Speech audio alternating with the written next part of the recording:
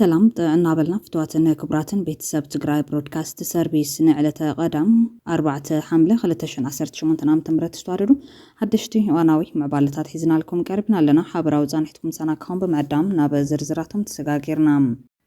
تقراي زوستنتو تاريخاو السنة أدناو ترخيبهم كم زعينت تاريخاو السنة همانقو تقارو زولا فلاليات نمتزبابون أبتغمي تزوعل زبل لبوا قريبو لله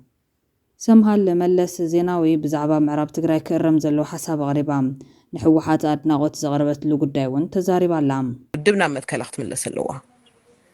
نهزو سلام كتبو اللوا تناي تي دي اف جنرالات مس ايرتراون مس إثيوبياون يمسرحو زلو نمنتاي نخبدوم خبلو مس خلتي أكل جينوسايد تفتصملنا أكل خسرحو تخيلهم نسلامي لومون مسخلتي أكل خسرحو يخيلهم زويل أمنتلن حرامري تلعن كالي ديوم بتعمل ناي بخالي حبريتا هزباوي ويانا حارنت تقراي حوحات نممحدار أبي أحمد نقدم نرسنا تعمامينا يناكب لفليتو وهابك على ناي تودب نتابي نحوحات مسير تران سودان نتحيزو زغربو كسوون نتيقلو انجليز لومي أو قنو تعاد تقارو كم زغمة فليتام سراويت إيرترا ببزحي كم ستنقص تسامع لهم سراويت السودان دمانة نسلست عمتها تغطى لحد وق تاجر نمبقع بأمريكا نزغرب أما مسلام أمريكا كم زغبوا لفليتهم نزياتهم قالوا تقدست معبالتاتن كلنا مسانا زنحهم هزباوي ويان حرنة تقري حوحات نممحدار أبي أحمد نقد من رأسنا تأمامينا يناكب لفليتهم وهابق على نايتودب نتا أبي أحمد مس إيرتران سودان أتحيز زغربا كسونا تيقولهم تودب زملاش زهابق قداي مستر أبي أحمد بسولوس 3 سنة 2018 تمرت أبستخايدة مزازم مدرخ بايت وكل تزبي إثيوبيا نايت بجت عامت أبزس مع مدرم حوحات إيرتران سودان منقست إثيوبيا نموقات حبابي روميون بموال برتوع كسد حريه مغرابيو أبي أحمد أبتز حلف سولوس 3 سنة 2018 تمرت أبايتو كل تزبزس مع مدرة برتوع نغفيتا كاب زورد اللهم وقانات حادم منقست بلتقنا نموقا بسفيحين كساس آلو تباهيلو شو مستلعله هزباوي وينحرنا تقراي حوحات يوم حوحات قن نزينا يقدم منيستر مبرهي أبزهابو ملاش تودب بعلو نقجت زعدمون يوزا حيل كم زي لفليتو حوحات أبزهابو ملاش إز مسرت آلو كسي بمال اتمدره نتقراي نمتقع استقبره وديت مخانونا ملكتلو وهابقال حوحات ايتم كيلس قرم ندتشو بيليه كم زقالتوام نحنا نتأمى من اللو أبناي بعلنا عغمي بمال كالي نتسرعت زقالس كالي أكال نتحليون مسل إزبل ملاش يبوم منيستر زين إيرترا هيمانا قار مسكالون قدامي منيستر أبي أحمد بسولو 3 سنة 2018 تمرت أبتناي بجت عامت مزازم مدرخ بايتو كل تزبيتي بياز اسمعو ومدارة برتوع نغفيتا سنزيرو منبارو يرسان منيستر أبي إكس قاتو نبلتقنا رجوع بوليسي زي بلون نغرنا أفريقيا أبسقات زودان كبلي وعيسو زلا بلتقنا من قلت تصابات حسابات طارق يروي شجر كم زلا بمجلات نايتيبيح جزا سلف بلتقنا بتحدوجن ناي بحر أفريقيا مركب ناي كوينات مفرار كجبرن كلو بقالي وجن دمه نتناوش تعدو قرقوس كم ناوز حيل تاتودي تامسيلو يغربوا علو كبلي ملاش يبونيرو دحيرو ملاش ذهبه هزباوي وين حرنت تقراي حوحت بوجانو نم محضر أبي أحمد نقدم نرسنا تعمامين ناكل أفليتو እኛ የምንተማመነው በራሳችን አቅም ነው። እኛ የሉና አደጋ ደርሶብን ብለን እንደምንዘጋጀው የተዘጋጀ አካባቢ ካለ የራሱ ጉዳይ ነው። መውጡ ነው ደግሞ መሬታችን ወሮ ያዘውን መሬት ይስጠን በሰላማዊ መንገድ ተፈናቃዮቻችን ይመለሱ በሰላማዊ መንገድ ፖለቲካሊ ችግሮቻችን ዲያሎግ እናደርግ እያልን ያለ ነው። ኢትዮጵያውያንን ብለን አስበን እኮ ነው በፕሪቶሪያም ተስማምተን የፕሪቶሪያ ስምምነት እንዲፈጸም 3 ዓመት ዲቮት አድርገን ተቋቁመን ችግሩን ይሄን ያለ ነው። ግን ኢትዮጵያ እየገፋችን ነው አሁን። ስለዚህ የራሱን ጣጣ ራሱ ይጨርስ። እኛ በራሳችን ተማምነን ነው የምንንቀሳቀሰው። ይሁንና እንደኛ ችግር ገጥሞት ስርዓቱን የሚታገል አካል ካለ ግን መውጡ ነው። እኛም አንጠላም፣ እንደግፋለን ማለት አብሮን እንሰራለን ማለት ነው አይደለም። አንቃወምም፣ የራሱ ጉዳይ ነው። እኛ የራሳችን የቤት ስራ ነው ምን እየሰራን ያለ ነው። إنجليز لومي أب جونو تعت تجارو كم زعمة فليتام أب معرف تجرا زغط سلة تحسد 7 مسلات أب سلمان 7 صفت أمزلو بجد من مزبال ما سرتن أب سلمان 7 صفت أم تقعتاتن قبول نتزبلون نخيدي تجبار سلام زعن كفيك بالجليز ومنستر قدرته زع إنجليز تمنستر نز جليز قدم كبل بابا البرلمان إنجليزن حلافي 7 قدرات ديفيد آلتن أب تجرا بزعبا زلكونتات بفلايد ما أبا معرب تقرأن زلو زغف قف عمل كيتهم تأمتك قبارة حساسيبهم من الصحف ودبدابهم عم منيستر قدراتو زي عالم لخلمعاتن قدرات أفريكان جاني تشابمان أبزهاب ومن لاشيوم أبا سلمان سوات معرب تقرأ زفت أمزلو بدلات سوا مسل بزقبا كم زردان مثل حساب آلتن كم زسانيان بمقلات تفጻመ ቅቡልነት ዘይብሉ ተግባር ብምባል ይገልጾም እንግሊዝ ንስምምዕነት ፕሪቶሪያ ከም ትድግፍ ዘላቂ ሰላም ክዓስል እቲ ስምምዕነት ሙሉእ ብምሉእ ክትግበር ይግባእ ዝበላ ጃኒ ቻፕማን መንግስቲ ኢትዮጵያ ምስ ኣመራርሓ ትግራይ ብምዃን ንምኽባር ዘይተገደበ ሰብኣዊ መሰላት ክስራሕ ሓለዋ ሰላማውያን ሰባት ክኽበር ድፍኢት ምግባርና ክንቀጽል ኢና ኢለን ናብ ካልእ ሓበሬታ እንትንሰገር ሱዳን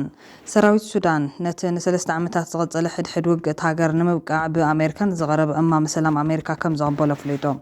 ነቲ ጻውዒት ተግባራዊ ንምግባር ግን ቅድመ ኩነት ተቐሚጡሎም ሰራዊት ሱዳን ከም ዝገለጹ ትልሚ ሰላም ኣሜሪካ ንምትግባር ሙሉ በሙሉ ምስሓብ RSF ካብ ከተማታት ዘጠቓልል ክኸውን ኣለዎ ክብል ሓቲቶም ሮይተርስ ብዝረኣዮም ሰነዳት መሰረት ሰራዊት ሱዳን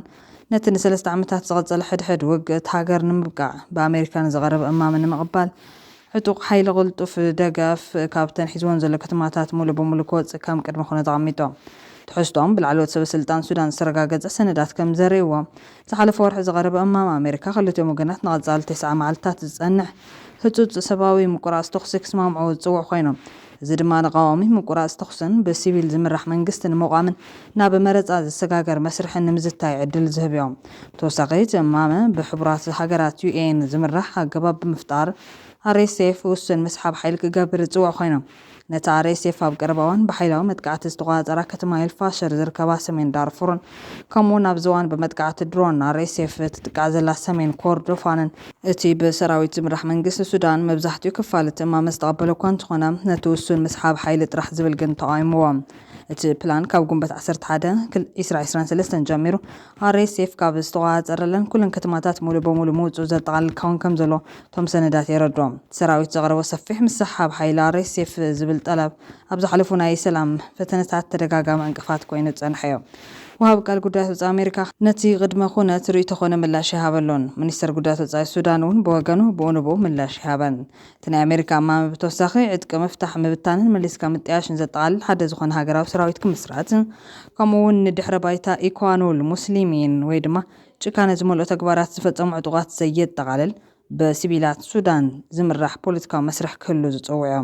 መንግስቲ ሱዳን ነቲ እማመ ከም ዝነጸጎ መጀመርታን ቤት ምኽሪ ጸጥታ ሕቡራት ሃገራት ድሕሪ ምግላጾም ላዕለዋይ ኣማኻሪ ጉዳያት ዓረብን ኣፍሪካን ኣማኻሪ ማሳድ ቡሉስ ዝሓለፈ ሰሙን ኣብ ማሕበራዊ መራኸቢታት ብዘውፅኦ ጽሑፍ ሓለቓ ሰራዊት ሱዳን ጀነራል ዓብደልፋታሕ አልቡርሃን ነቲ ናይ መወዳእታ ናይ ሰላም እማመ ካብ ምንጻግ ተዓቂቡ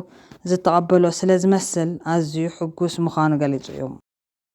ትግራይ ዝወሰነቱ ታሪኻዊ ውሳነ ኣድናቆት ረኺቦም ከምዚ ዓይነት ታሪኻዊ ውሳነ ኣብ መንጎ ተጋሩ ዘሎ ኣፈላላያት ንምጽባቡን ኣብ ጥቕሚ ተዝውዕል ዝብል ለበዋ ቀሪቡሉ ኣሎ ትግራይ ቅድሚ 3 ዓመታት ንኤርትራን ናይ ኣምሓራ ፋኖን ብሓባር ንምጥቃዕ ዝቐረበላ ጻውዒት ኣይተቐበለቶን እቲ ምምሕዳር ኣብይ ተሓባቢርና ናይ ኣምሓራ ፋኖ ነጥፈዮ ዝደለኽምዎ መሬት ካብ ኣምሓራ መንዚዐ ክበኩም እየ ክብል ዘቕረቦ ሽርሓዊ ሕቶ ከምቲ ንኤርትራን ፋኖን ኣብ መወዳእትኡ እንተጠለመኸ ዝብል በሊሕ ፖለቲካዊ ግምት ብምቕማጥ ሽዑ ብሓባር ዝነበሩ ናይ ትግራይ ወታደራውን ፖለቲካውን መራሕቲ እምቢ ህዝቢ ኤርትራ ኾነ ህዝቢ ኣምሓራ ሰላማዊ ጉርብትና እምበር ኩናት ኣይንደልን ብመሰረት እቲ ስምምዕ ነቶም ዓዲምካ ዘትኻዮም ወረርቲ ባዕልኻ ውፂኻ ኣረክበና ዝብል ምላሽ ከም ዝተዋሃበ ብመራሕቲ ትግራይ ክንገር ከም ዝጸንሐ ይርስዓን ናይ ሽዑ ድሌት ኣብይ TDF ኣብ ልዕሊ ኣምሓራ ኾነ ኤርትራ ናይ ሕነ ምፍዳይ ስጉምቲ ክወስድ ዝዓለመ እኳ እንተነበረ ሽዑ ብሓባር ኣንዊሑ ዝጠመተ ውሳነ ዘመሓላለፉ ናይ ትግራይ መሪሕነት ካብ ስምዒት ንላዕሊ ቀጻሊ ውሕስነት ካብ ኩናት ንላዕሊ ሰላም ምርጮም ገይሮም ምምሕዳር ኣብይ ኣብቲ ዝለኮስ ሓዊ ክጥበስ ብምግባር መንእሰይ ትግራይ ካብ ካልእ ዘይምልከቱ ኩናት ብምድሓኖም ካብቲ መሰረቶም ዝኾነ ህዝቢ ትግራይን መናእሰያቱን ልዑል ምስጋና ይቐርበሎም ከም ዝነበረ እውን ኣይርስዓን ሕዚ ድማ ነቲ ውዲት ዓጢቑ ዝነበረ ኣብይን ውሳኔ መራሕቲ ትግራይን ብምንጽጻር ኣብቲ እዋን ኣብ ጎኒ ኣብይ ዝነበሩ ኤርትራን ዕጡቓት ኣምሓራን ነቲ ታሪኻዊ ውሳነ ሎምቐነ ብሰፊሑ ዘድንቕዎ ዘሎ ኮይኖም እዚ ድማ ምምሕዳር ኣብይ ህዝብታት ንሕድሕዶም ብምውጋእ ኣብ ስልጣን ንምጽናሕ ከም ስልቲ ዝጥቀም ውልቀ ሰብ ምዃኑ መብዛሕትኡ ዝተረድኦ ሓቂ ኮይኑ ኣለዎ ድሌቱ በብተራ ንህዝብታት ትግራይ ኣምሓራ ኦሮሚያ ኤርትራን ካልኦትን ምጥፋእ ክብሉ እዮም ብወገን ኤርትራን ኣምሓራን ዘሎ ሓይልታት ንታሪኻዊ ውሳነ ትግራይ ዝድንቑ ዘሎ ሚኒስትሪ ዜና ኤርትራ ብተደጋጋሚ ካብቲ ኣብ ሲሸልስ ተሓሲቡ ነይሩ ዝብሎ መጥቃዕቲ ኣብ ልዕሊ ኤርትራ ክሳብ እቲ ድሕሪ ስምምዕ ፕሪቶሪያ ዝነበረ ብምዝኽኻር ንመሪሕነት ትግራይ ከድንቕ ተራእዮም ኣብይ ዝውዲት ምስ ፈሸሎም ምዕራብ ትግራይ ንዓመታት ጎቢጡ ከም መሳርሒ ተጠቒሙሉ እዮም ናይ ትግራይ ኣምሓራን ሓይልታት ድማ ኣብዚ መፈንጥራ እዚ ንከይኣቱ ኣካይዳ ከም ዝመረጹ እዮም ዝገልጹ ዘለዎም ካብ ሕዚ እንዳሓር ኣብ መንጎ ክልቲኦም ሓይልታትን ህዝብታትን ሰላምን ምክብባር ነንባር ግጭት ኣይክህልውን እዩ ዝብሉ ዘሎ ኮይኖም በዛ አጋጣሚ ፋኖ ነዚ ውዲት ብምፍሻለን ጸላይ ህዝብታት ትግራይ ኣምሓራ ኦሮሚያን ዞባናን ዝኾነ ብልጽግና ነጽሉ ዝምከተሉ ኣካይዳ ዝናኣድ ዘሎ ኮይኖም ናይ ጎንደር ዕጡቕ ፋኖ ግን ነዚ ናይ ትግራይ ታሪኻዊ ውሳነ ብምቋም ናብ ብልጽግና ከም ዘዛዘወ እዩ ዝገልጽ ዘሎ ናይ ፋኖ ሊቀመንበር ዘመነ ካሴ ዘረባ ብኣሽሓት ዝቁጸሩ ኣባላት ሰራዊት ፋኖ ኣብ ቀረባዋን ኣብ ዘመረቐሉ እዋን ዝተገበረ መደረ ድማ ነዚ ናይ ትግራይ ታሪኻዊ ውሳነ ከድንቕ እንከሎ ተመሳሳሊ ኣዛዚ ጀነራል ተፈራ ማሞ እውን ነዚ ታሪኻዊ ውሳነ አድናቆት ዝሃበ አዛዚ ኮይኑሎም ከ3 ዓመታት በፊት ሁሉም የጨዋታው ተሰላፊ የየራሱን ስሌት ይዞ በፕሪቶሪያ መድረክ ቢጫወትም በስምምነቱ ውስጥ የነበሩ የብዙዎች ተሰላፊዎች ድብቅ የጋራ ግብ ግን መቀጣጠል ጀምሮ የነበረውን የአማራና የአብዮት እሳት በጋራ የማጥፋት እቅድ ነበር ብዬ አምናለሁ። ምናልባት የትግራይ ኃይሎች ታሪካዊ ውሳኔ ወስነው ራሳቸውን ግሉል አድርገው ማቆማቸው እስኪታወቅ ድረስ በቀላሉ አማራን ጨፍልቀው ወደ ኤርትራ መሻገርና የየራሳቸውን ግብ ማሳካት እንደሚችሉ እርግጠኞች ነበሩ። ባልጠበቁት ሁኔታ ህወሓት የራሱን ስትራቴጂካዊ ስሌት ይዞ አማራን አልወጋም ኤርትራ ላይ ማልዘምትም ሲል ቀመሩ ተዛባ። በግልጽ ተናግሯል። ለኛም በግልጽ ነው። ከፋኖ ጋር አንዋጋም። የትግራይ ህዝብ ወደፊትም የሚኖረው አማራ ጋር ነው።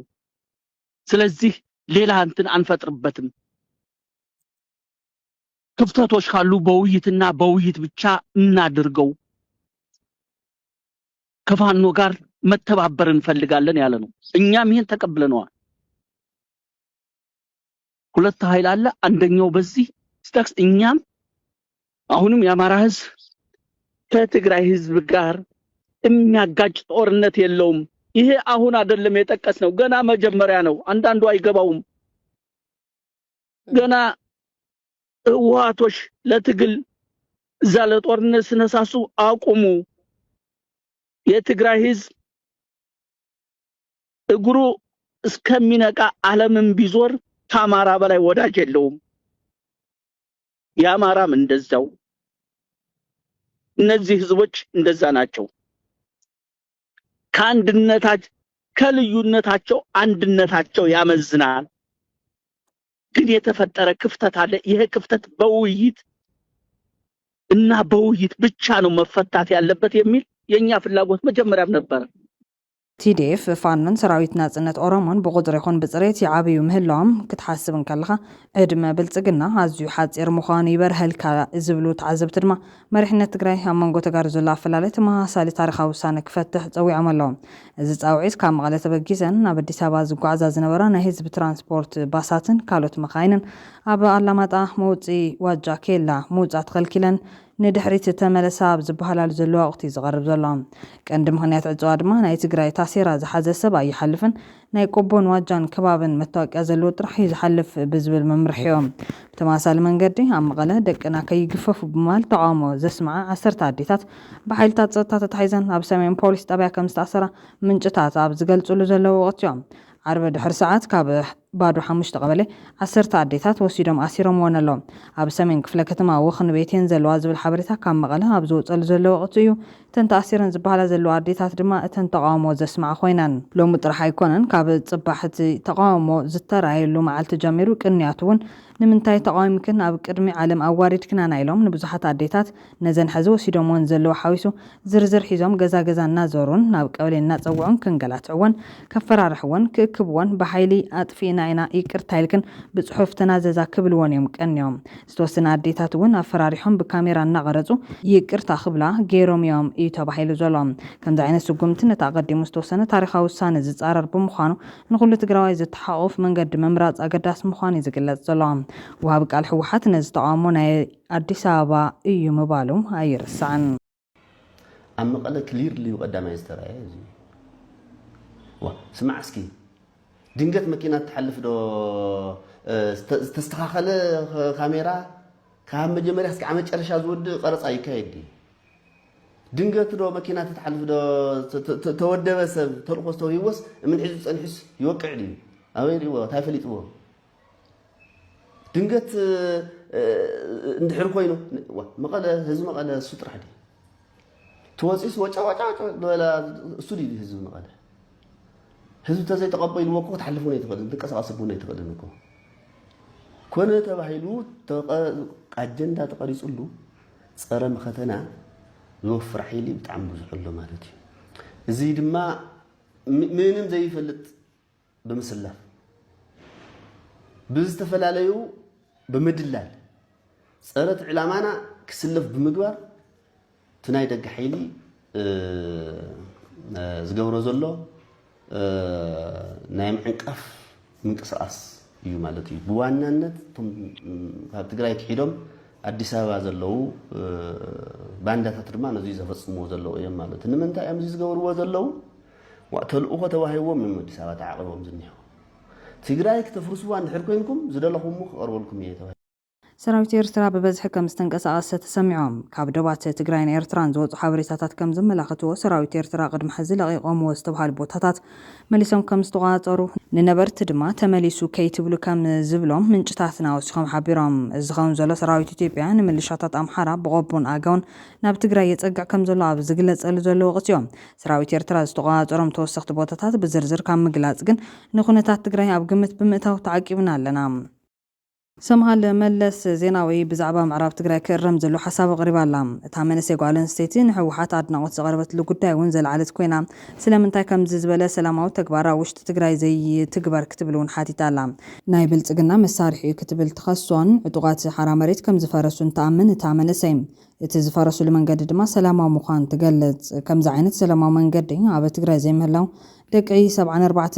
ዓመት ደቂ ኣንስትዮ መሳረን እውን ትወቀስ ብተመሳሳሊ መንገዲ ዕጡቅ ተከዘ ዘይምፍራስ እውን ትዛረብ ዕጡቅ ሓራ መሬት ፈሪሱ ዝብልን ናይ ብልፅግና መሳርሒ እዩ ምባላን ግን ተሪር ተቃውሞ ኣስዒቡላ ኣሎ ብዛዕባ ናይቲ ጌታቸው ኣሰፋ ወይዘሮ ፈትለወርቅ ገብረዝጋብሄርን ንመናእሰይ ዝጠቅም ካሊእ እዋናዊ ዛዕባን እውን ኣልዒላ ኣላ ቀንዲ ነጥብታት ቀሪቡ ብሰፊሑ ግን ኣብ ላንዳ ሪፖርትስ ክትከታተልዎ ንዕድም ነቲ ቀንዲ ነጥብታት ግን ክትከታተሉ ዓዲምና ኣለና ትናይ ትግራይ ግዛት መሬት ተፈናቀልቲ ኣብ ትግራይ ዘለዎ ኣብ ሰቃይነ መከራን ዘለው ትናይ ትግራይ ቅድሚ ኩናት ዝነበረ ምምሕዳር ወሰኑን ከም ዘይተመለሰ ይፍለጥ እሞ ከም መፍትሒ ትብሉ ሓሳብ ኣብ ናይ ተፈናቀልቲ ምምላስን ትናይ ግዛት መሬት ምምላስን እንታይ ግበር ዝግበኦ መንግስቲ ፌደራል ምስ ሕወሓት ምምሕዳር ንከይ ኣቱ ተፈናቀልቲ ንከይመለሱ ከልኪሉ እዩ ዝብል ሓሳብ ክዛረብ نا سمعنا يونيرنا هنا بوجن تجري دما وبوجن حوحات من فيدرال خونيلو حزب تجري كهل كقرارسي زرح زلو نايو وجنوسايد بصراحه من قد يغزل لنا بالك زارب سنن سمعمو ابزي مفتح تبليو حساب تاعي مفتح خبلو بريتوريا تكبر له وي ن بريتوريا تعنتو تزاربنا يوني وحلنا وني دلي ግንዛበታት ንኽልወጡ ጻዕሪ ንኽፍጠር ካው ናይ ፖለቲካን ናይ ዲፕሎማሲን ውሕልና ኣብ ናይ ወታደራዊ ውሕልና ጥራሕ ዝተመስረተ ፖለቲካ ምንቅስቃስ ይኾነስ ኣብ ናይ ባዕልኻ ዓቕሚ ኣብ ናይ ፖለቲካል መሪሕነት ዓቕሚ ኣብ ናይ ዲፕሎማሲያዊ ዓቕሚ ዝተመስረተ ውሕልና ዘለዎ ካይዳ ምኽታል ዝመስለኒ بريتوريا نختبر ختم حي شلوا بريتوريا زول الامنات ون انا ون لني قدم حس شعبيه كاتلو زول الامنات نيركي كلهم عطوا حيلتات خاتوا لهم زول الامنات يزلني حزون سي امناتي اب شعبياتهم ناي اب اثيوبيا مس اب وغن منግስት ፌደራል ወጊኖም አንጻር ትግራይ ይሳተፉ ዝነበሩ حيلتات حزون اب بريتوريا አካል ተሆይኖም መፍትሕ ዝመጽእ ዝብል እምነት ነይኩ ማለት እዩ ولا بريتوريا وين بحدش انتن خنقبرينا رينيغوشيت خنقبرينا تايلوم صبو رينيغوشيت كيروم زمصو دوكمنت ازتات كاتت خونا لو نا اي دي بي بملاس انا تا مريتنا زبلوا عساس خالت ناي بوليتيكال تحساسوا لوطي مغلصي الى يزامن ودبنا بحزب منبر بمريت خندز الساقي اي نبره ناي حزبي قدسو منبر ناي مريت يخونن وانا تمريت خندز زارولو يقدسوم ديو زبل نحات تقبرن دما تأت شعبيا زلو مريتنا تمليسو لنا زبل حتوي ذات امدوتو بهالس تحت شعبيا زلو مريتنا مليسات النادية تهزبي يقدشنا مريت راح يقدشنا زول ولا تقبلنا خمس زولكو هاجن أنا سفلت أودب نعايز عبيت نودب حزب مبر مريت تقدم ودبينا برات حزونا أخت من لسه وازب المثلني ህዝቢ መሬቱ ምስቲ መሬቱ እንዴት ህዝቢ ተዝነብረሉ ገዝኡ ሕርሹ መነባብሩ እንዴት መሬቱ يرد أن نديو جن تخرته بأيو عزولي obviously تن حز نامربتهم حزبنا نامربتهم خن ملسو إينان مريتنا خنا ملسينان حد يخونه حقنا مزرعة بوليتيكال ملقتون حد يخونه تعرفنا لاي حزبنا نامريتو خن ملسو إينا خطفل تلقى خمس نامريتو من لا استراح زخونه نامربتهم ملسو إينا خطفل مريت من لا استراح يخونه نزقلت خمس والكاي خحارس تخوينون نتحرش هذا تقمو input تقروا لك مالتيو حكي بسلام زنبرلو ناي بوليتيكال خنوسات تفطرلو لك مريتنا مملاسكن اذا كله يدلي مريت امليسكا نتهزب እንዳጮቆን ካየሁ ትኸይድ ትኸሊኻ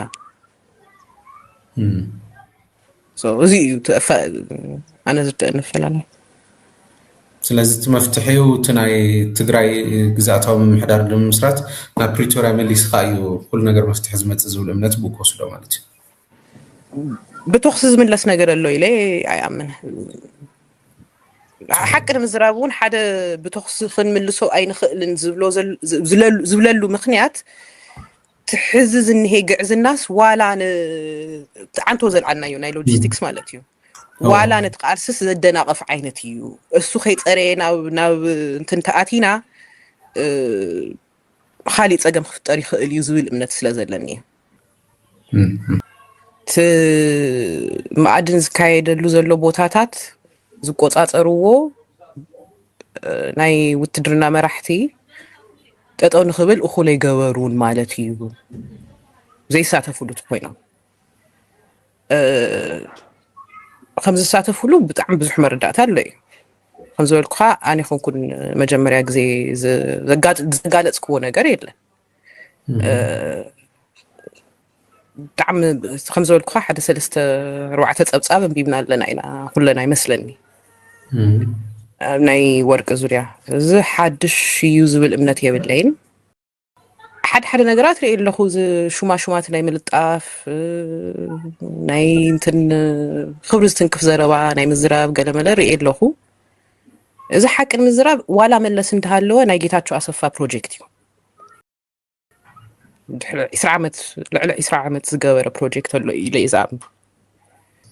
صنح ايو نمنتاي يوز بروجكت از تدليو ناي سدرا ملس شو مطفاء نمنتاي تدليو نزبل دما نجيتاچو اسفان سمحال بفولي سلصلا وي سلصفتوا الى يامنه نشمخ ناخ زنጻጸረ ዲኒ ርገና ካብ ንስነት ከጀሚሩ ሰምሃል ካብ ዝተፈላልዩ ሰባት ወሊዳ ዝብል ኣብ ማሕበራዊ ሚድያ ኣብተም ማሕበራታት ينتخني ريو ولا ملس እንዳሃለው እየ ዝለካ ዘለኹ ድሕሪኡ እንዳገደደ ኸይድ እዩ ከም ዝበልኩ ግን ኣባይ ዘነጻጸረ መስሉን ማለት ኣብ እንትን ናይ መለስ ዊከስት ሊንክ ሰንሰለት ድኹም እንትን ኢሎም ዝወሰድዎ ስድሩ እዩ ብቐጥታ ንኸጥቅዕዎ ስለ ዝኸበዶም بقوالو بسبيتو بصدرو نمتقع زموكرو الخيدي يزبل ابنتلني ولا من يملسون جن بيرسونالي لا يامنن مالت انتن زبلو نغرات اللو يوم جيتاچو ورقه خقرو لو تلخو شالو يلو يدبري لي نيرو زبل قريتا خمزلو يفلط دبرصيون ون نامايچو دبري نزبل قريتا خمزلو يفلط فتله ورق 79 سبعان شعات الحسبه بزي جواب جمجيموني ود زينا وزويل قريتها خمسة لو واي فلت ايه اذا كله قريتها وسبحات كنت سبحات ودي وليتني لو زغن سبر له لا يعمنن ዝብ ናይ ግሊ ክኸውን ይኽእል እዩ ካብኡ ንላዕሊ ግን መጥቃዕታ ዘድለየ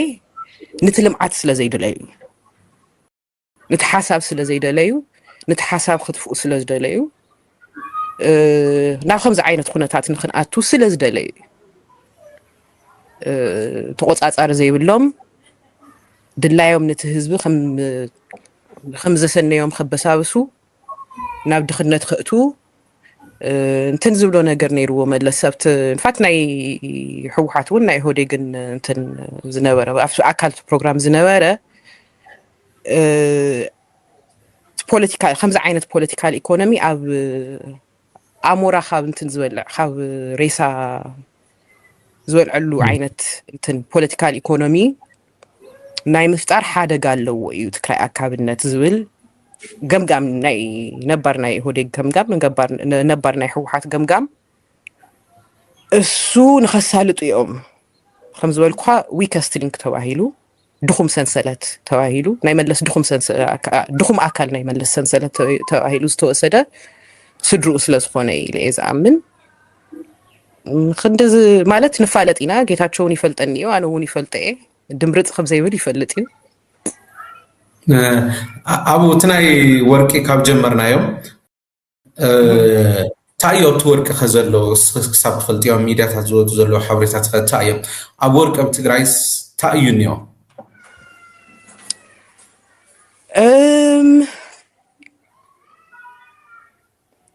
እንታይ እዩ እኒኦ ቅድሚ ሕዚ ንሰምዖ ዝነበርና ነገራት ኣለዉ እዚ ኣብቲ እዋን ክባል ዕፅዋን እቲ ድሕሪ ፕሪቶሪያ ዘሎ ግዜ ብዋናነት ናብ ኤርትራ ዝለኣኽ ብሕቡእ ያው ኢሊግል ዝኾነ ማይኒንግ እዩ ሊግል ዝኾነ ማይኒንግ ኣሎ እዩ ናይ መንግስቲ ዝኾነ ኢዛና ትሕቲ ትእምት ዘሎ ናይ ትእምወ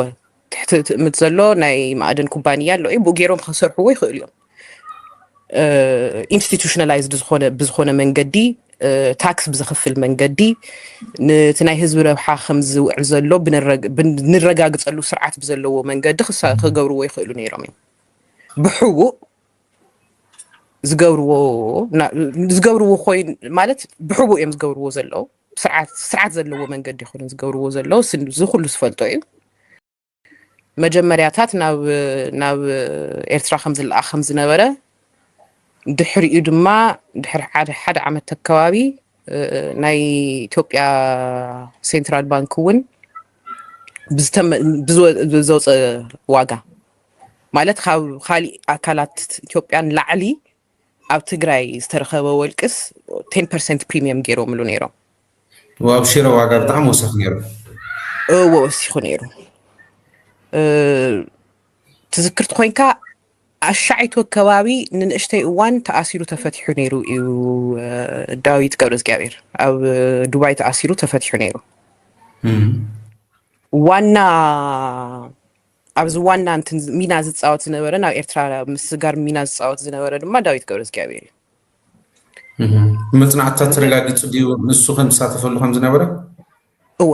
ተረጋጊፁ እዩ ኣብቲ ማዕድን ዝሰርሑ ዘለዉ ብጣዕሚ ድኻታት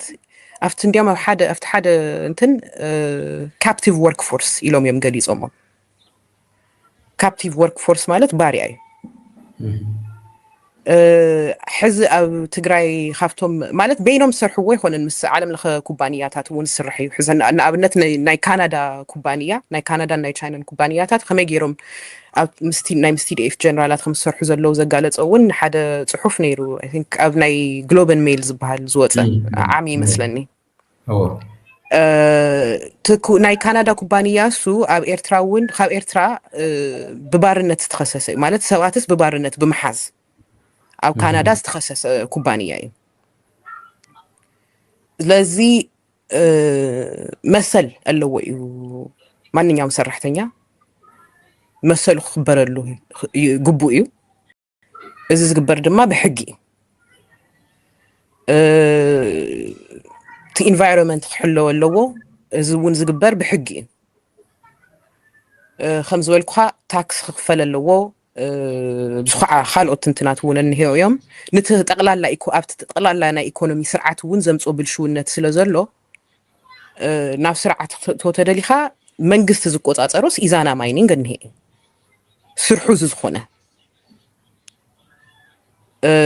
خنتك أمل نخل نيرنا ونزل أمنة لني خم artisanal mining جيركا حز تعم بزح نايتي دي إف أولات بمريت شو ودلو خناتات له مالت مريت خنوها بينا مريت خونا يوم زبل تسفى زلوا بتعم بزح نايتي دي إف عضو حيل اللي نخلو بمريت يكاتو دوي خازبل أمنة يبلين خالي إنا إيكونومي انت نخت فترة له خد قال لك هافتز فترة له خالي انت أكاي رخت فترة له لك نتناي ورك حد خوني خد نيري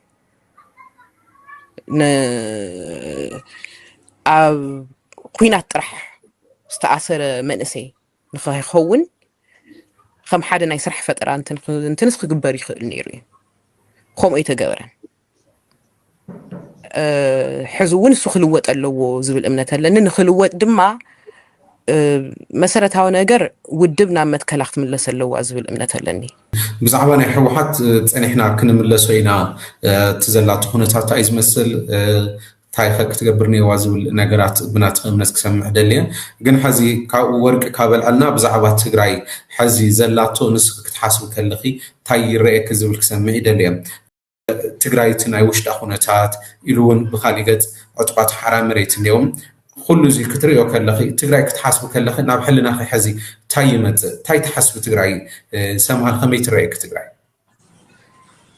أزيز حزن ناي حرام ريت العالكالي ديوم بتعمل ناي صار ناي لبا مسرح سريحهم إلى زعمنا له السوزم كانوا له من قدي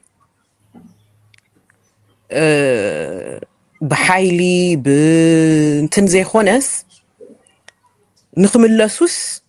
ولا تجاجيز خدت هاليو نخمل لسس بايتا ام أبيلهم هكاي فقيدهم لهم يوم متيخا حتى لقيت هوتيل حديركا تمرت وسيدكا تمليس كادما نعم بتي دي اف أطول خونتات أسرارها تخطي لهم أمكنهم مهم بلصقنا خسر تدليزنا ورسرح بو والكعوم أمكنهم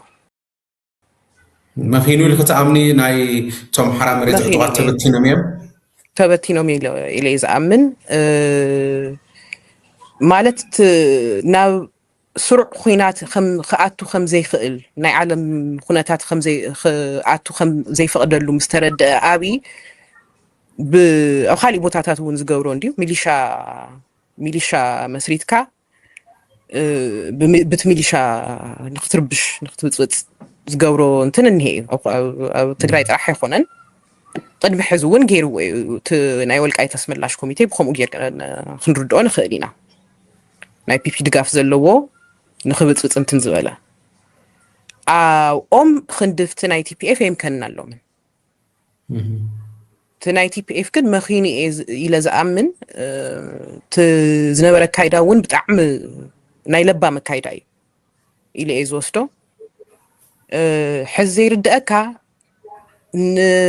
تقراي خاتك عيه إيلو أبنجال إيلو زنبرة دحان ودي تقاقي خانيركا تملس اتو خويل زخالة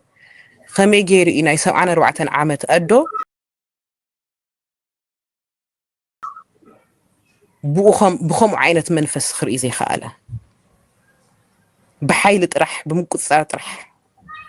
نمنتعيو خوينو أو زبل حتى لني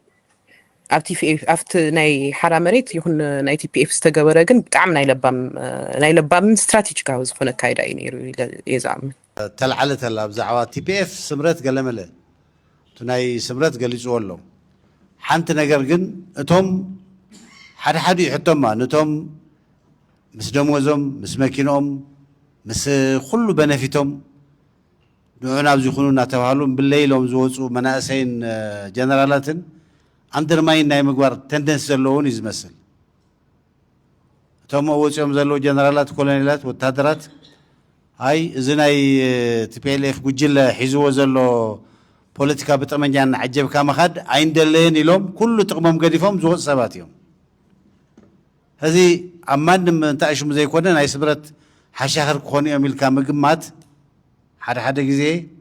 نأتاتهم عند درماين مقباريو ثم رحتي نبرة تقادلتهم بوليتيكا بزح فولتهم وتادرات راح يكونون زي ناي سمرت حشاخر كي تقبروهم زبل تدليون ولا حفظ تدلون برايا يقبلون ودنترا يقبلون قوش قورا يقبلون ووداواتا يقبلون زودا يتقبلون هنياتو كاوز لعلى نجار نهلون يوم بالله نايلهم وسيم ما نم زي دفهم ما نم زي قدرهم سلازي نتناتهم انتاشمون وزي هذا هندقن تناي سويل من قصاصن تناي وسراويت من قصاصن بفلاي جغرافيكالي حدب زخونلو خبابي خما يجيرنا انا نوهادو خما يجيرنا انا زل على تقمنا مصلو الكام حساب نتقال سزتقم نغريو سولكا بتويني ازفرحس بالحصنا برغغاي نبر عينت كيخون متنقا ادلاي مسلني ጠቅላላ ትግራይ ተሓስቡ ያ ከለኽ ናብ ርእሲ ክዝመፅእ እንታይ እዩ ሕዚ ትግራይ ክትሓስቡ ከለኽ እንታይ እዩ ሓዘን ሕርቃን ይጉሂኤ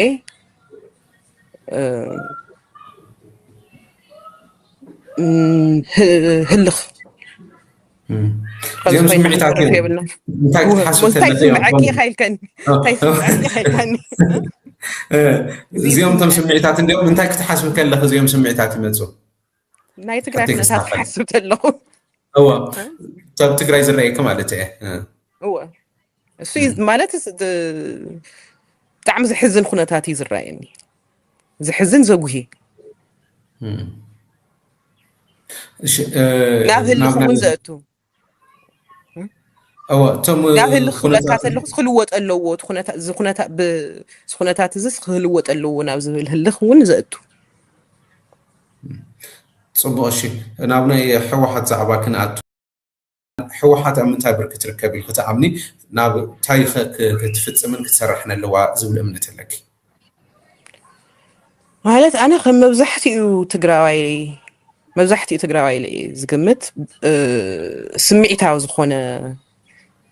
ርእይቶ እዩ ዘለና ሕወሓት ውድብና ክበሃል ተሎ እዚ ብቐላሉ ከምዚ ትድብረየ ውድብ እያ ዝብል እምነት የብለኝ ክድብረየ ኣለዋ እውን ኢለ ኣይኣምንን ከም ዝበልኩኻ ናብ መትከላ ክትምለስ ኣለዋ ዝብል እምነት ኣለኒ ፅኑዕ እምነት ብዝተፈላለየ ማለት ካብ ጥልቂ ተሃድሶ ጀሚርና እገለ ተባሪሩ እሞ ገለ ስለዝተባረረ ማለት ተመዕራሪና ኣለና ሓድነት ፈጢርና ኣለና ገለ መለ ዝብል ዘረባ ነይሩ ትዝክርቲ ኮንካ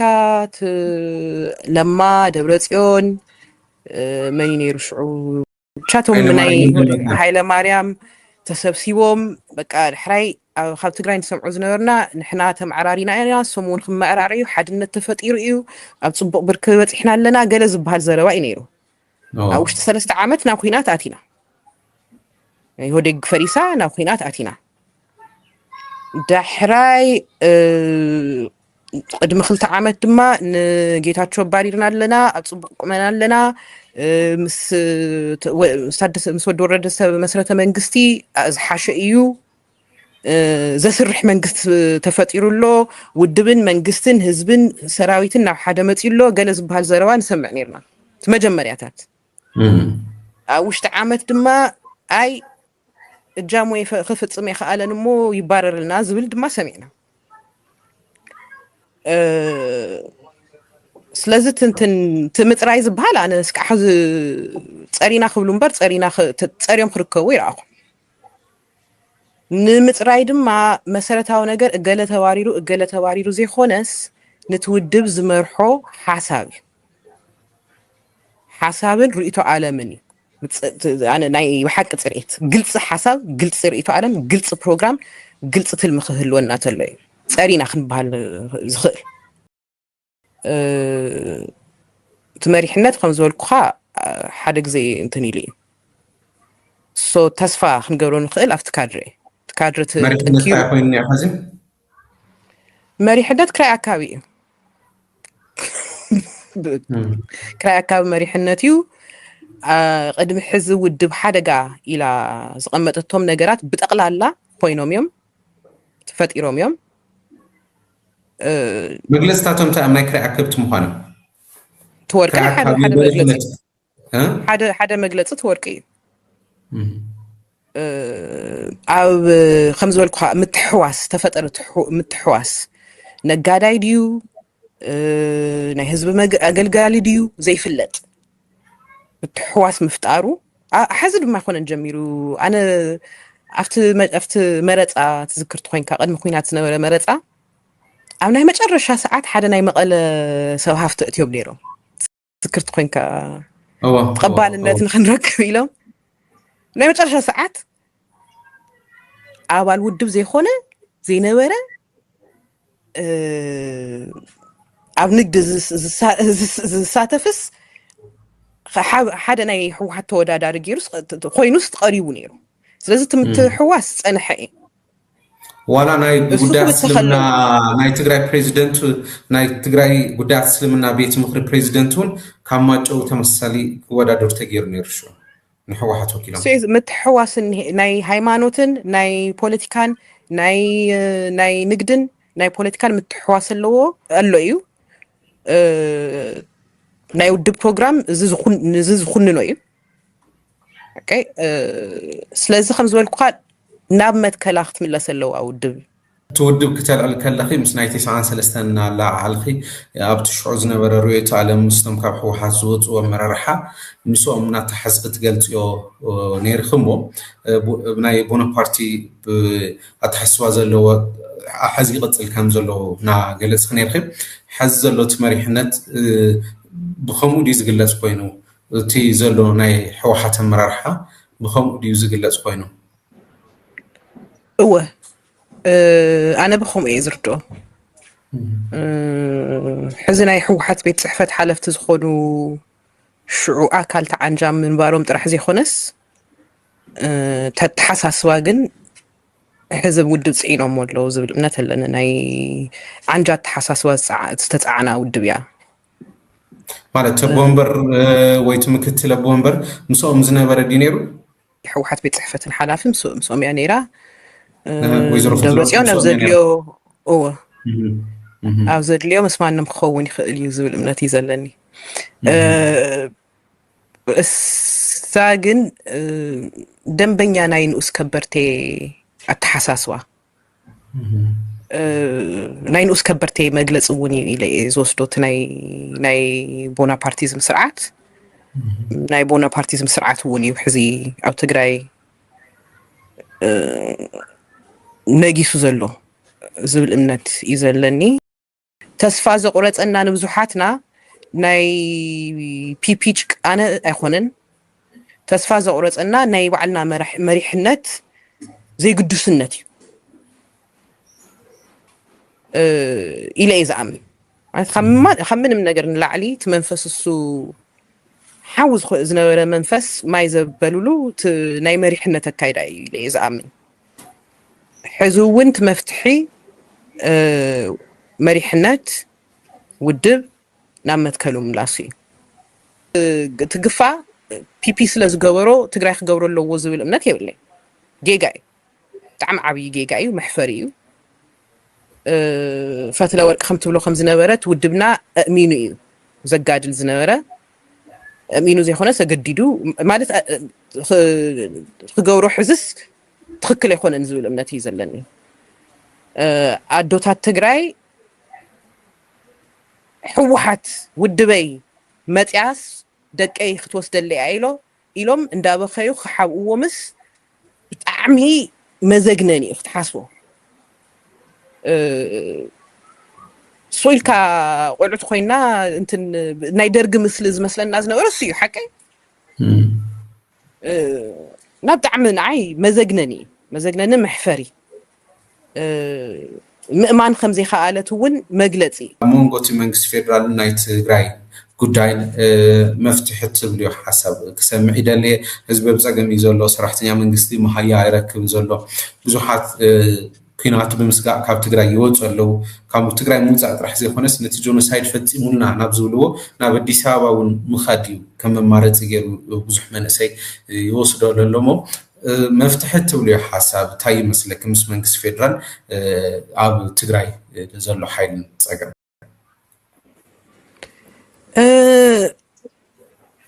ኮሌክቲቭ ፓኒሽመንት ማለት ከም ስልቲ ከም ዝሓዞ ንፈልጥ ኢና ፌደራል መንግስቲ ፀንሐ እንትን እዩ እሱ ድዩ ናይ ብሓቂ ናይ ማለት ነቲ ኮሌክቲቭ ፓኒሽመንት ከምልጥ ደልዩ ድዩ ኣብ ትግራይ ዘሎ ኩነታት ከምልጥ ደልዩ እዩ ዝብል ካሊእ ሕቶ እዩ ኣብ ትግራይ ዘሎ ኩነታት ክብለካ ተለኹ ከምዚ ናይ ዳርጋ ዝስሕቐንስ ናይ ህልውና ቃልሲ ስለ ዘለና ኣይነ መሓድርን ዓይነት ትሕዝቶ ዘለዎ ዘረባ እዮም ዝዛረቡ ኣይነ መሓድርን ክብለካ ተለኹ ኣብ ትግራይ ንሪኦም ብዙሕ ነገራት ኣሎ እዮም ናይ ካሊእ ተሪፉ ናይ ድህንነት ስጋት ናይ ዘውዱ ሃፍቱ ብዙሓትና ዝንዝክሮ እዩ ምስቲ ናይ ወርቂ ተኣሳሲሩ ናይ ፊልሞን ዝበሃል ቲዲኤፍ ተጋዳላይ እወ ቲዲኤፍ ተጋዳላይ ባ ካሜራማን ተጨዊ ጠፊኡ ዝበሃል ተጨዊ ጠፊኡ እሱ እውን ኣሎ እንድዩ ኣብ ሕፃፅ ዝነበረ ተቋሞ ህዝባዊ ተቋሞ ነይሩ ሓደ ኢንቨስተር ሒዞም ከኣቱ ተለው ቲዲኤፍ ሓደ ኣካል ናይ ቲዲኤፍ ነቲ ኢንቨስተር ዓዲው እንዳኣተወ ካሊእ ኣካል ናይ ቲዲኤፍ ድማ ኣነ ዝተቃለስኩ እዚኦም መሬተይ ክብዝዙ ንህዝበይ ክብዝዙ ይኮነን ኢሉ ትዝክርቲ ኮንካ ናይ ሕፃፅ እንትን ቀረባ እውን ዳይል ዝበሃል መፅሄት ዝወፀ ታሪክ እዩ ስለዚ እዚ ኩነታት እዚ እዩ ካብ ምንም ነገር ንላዕሊ ተስፋ ንክንቆርፅ ዝገብረና ዘሎ ኢለ ዝኣምን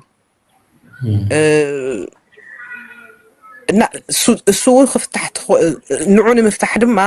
ዓንቶ ዝበልኩ ውድብ ናብ መትከላ ክትምለስ ኣለዋ ንህዝቢ ሰላም ክትቦ ኣለዋ ትክክለኛ ፍርዲ ክንረክብ ማለት ኣብ ብጣዕሚ ብዙሕ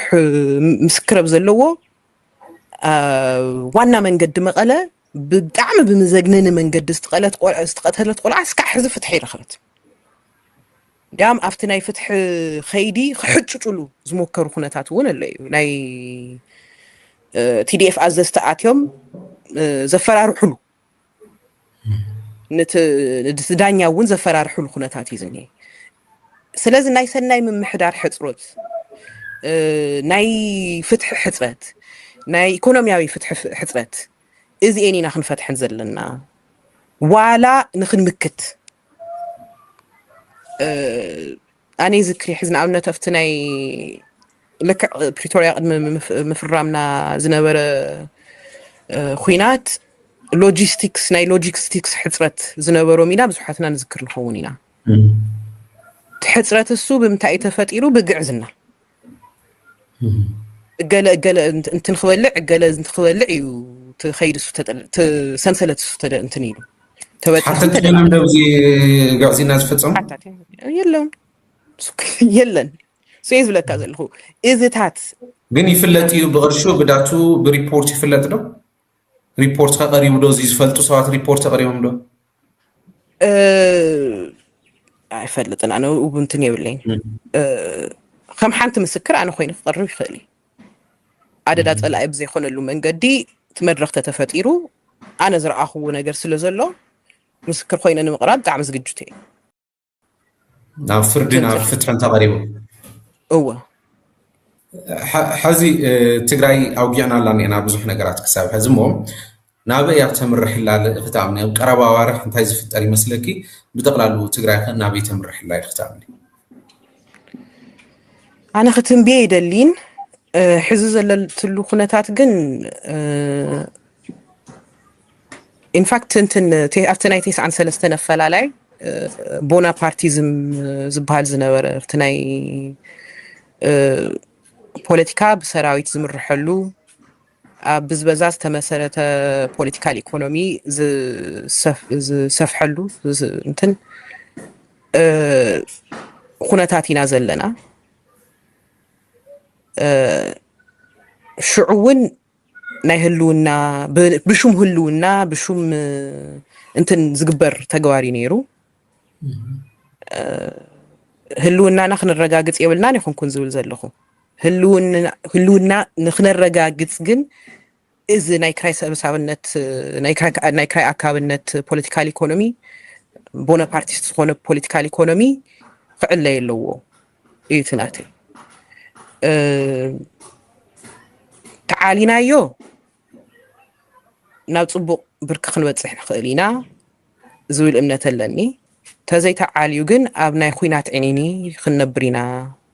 ዝብል እምነት እዩ ዘለኒ